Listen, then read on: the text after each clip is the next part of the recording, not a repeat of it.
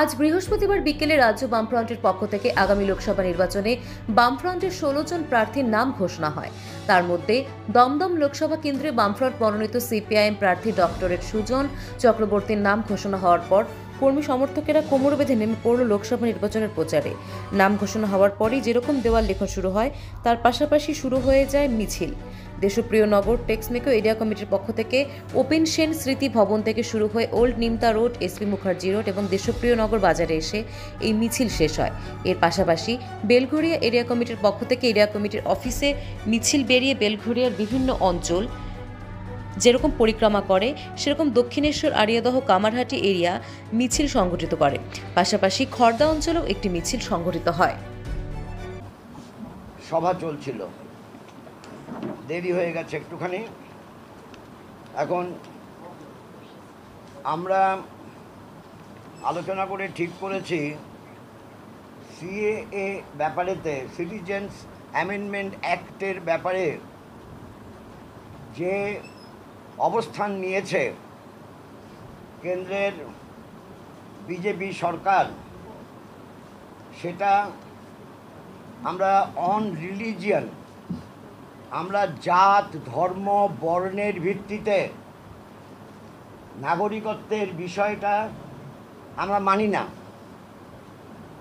কাজেই আমরা time schedule নিয়ে প্রশ্নটা করছি না, কিন্তু ধর্মটাকে বাদ দিতে হবে। ধর্মের ভিত্তিতে কখনো সিটিজেনশিপ হয় না, তার আমরা বিরোধী। তার বিরুদ্ধে রাজ্যে আমরা বামফ্রন্টগতভাবে বিরোধিতা করব। আর এই ইস্যুটাকে অনেকে গুলিয়ে দেওয়ার চেষ্টা করছে, আমরা তারও বিরোধী। আর বাকি আমরা আলোচনা করেছি যে আগামী কাল পরশুর মধ্যে হয়তো নির্বাচনের দিন ঘোষণা হতে পারে। আমরা ৪২টা আসনের মধ্যে রাজ্য বামফ্রন্টে আলোচনা করে ঠিক করেছি যে আজকে আংশিক তালিকা আমরা প্রকাশ করব, এবং এই আংশিক তালিকা মানে হচ্ছে আমরা ১৬টা পার্লামেন্টারি কনস্টিটুয়েন্সির নাম আজকে ঘোষণা করব। ১ নম্বর কোচবিহার এসসি, এআইএফবির ক্যান্ডিডেট নীতিশ চন্দ্র রয়।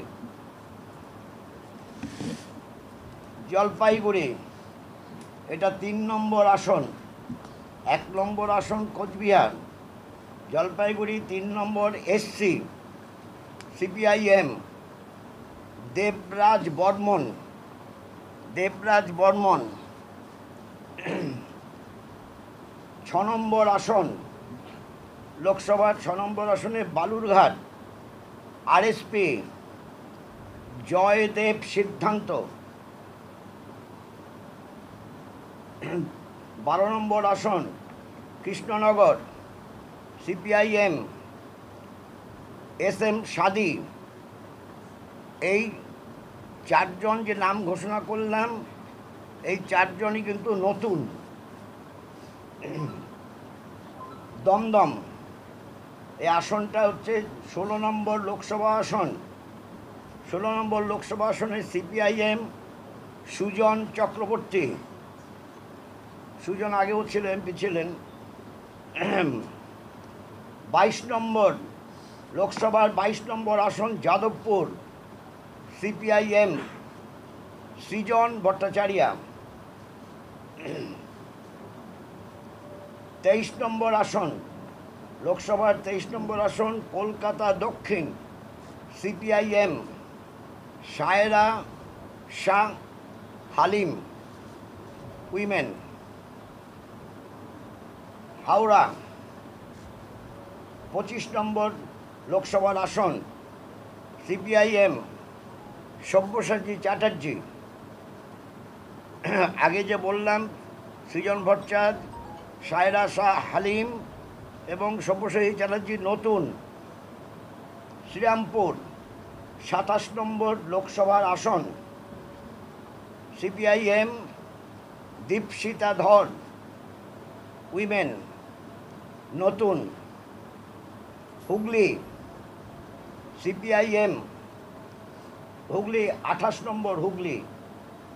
নম্বর হুগলি সিপিআইএম মনোদীপ ঘোষ নতুন। 30 নম্বর লোকসভার আসন তমলুক সিপিআইএম সায়ন ব্যানার্জি নতুন। 34 নম্বর আসন লোকসভার মেদিনীপুর সিপিআই বিপ্লব ভট্ট নতুন। 36 নম্বর গতবার কন্টেস্ট করেছিল, এটা ভুল করে নতুন লিখেছে। 36 নম্বর আসন লোকসভার বাঁকুড়া সিপিআইএম নীলাঞ্জন দাশগুপ্ত নতুন। 37 নম্বর লোকসভার আসন বিষ্ণুপুর এসসি সিপিআইএম শীতল কৈবর্ত নতুন।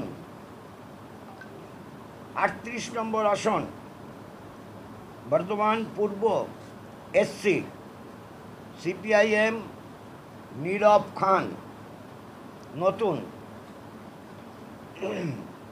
40 নম্বর আসন আসানসোল সিপিআইএম জাহানারা খান উইমেন নতুন। এখানে একমাত্র সুজন ভট্টাচার্য ছাড়া আর সুজন চক্রবর্তী ছাড়া বাকি সুজন চক্রবর্তী বিপ্লব ভট্ট এটা ছাড়া সবই হচ্ছে নতুন। 2 জন বাদ দিয়ে আমি যে 16 জনের নাম পড়লাম 14 জন নতুন। আর এই 16 জনের মধ্যে আমি 3 জন মহিলার নাম। আমাদের দমদম কেন্দ্রের প্রার্থী আমাদের পার্টি নেতা, পার্টি কেন্দ্রীয় কমিটির নেতা এবং দীর্ঘদিন সাংসদ ছিলেন রাজ্যসভার লোকসভার কমরেড সুজন চক্রবর্তীর মতো প্রার্থী হয়েছে।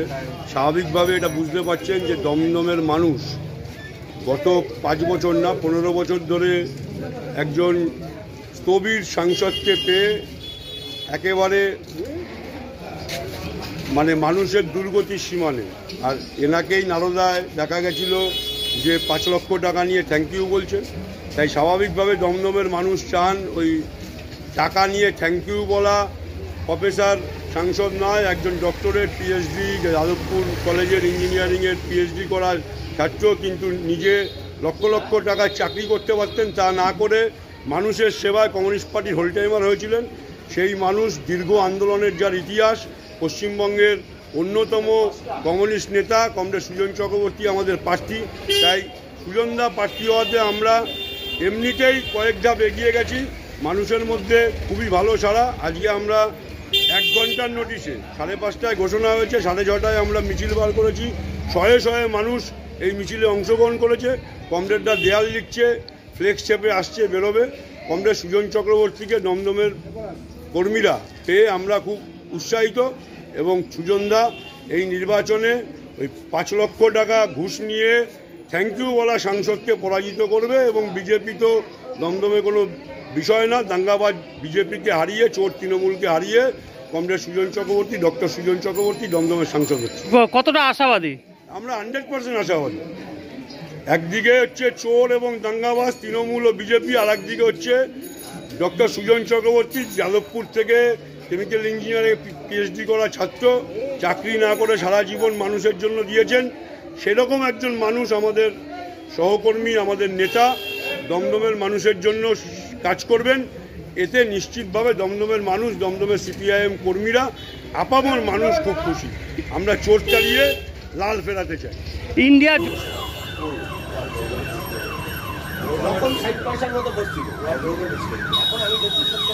RPTV news Bangla.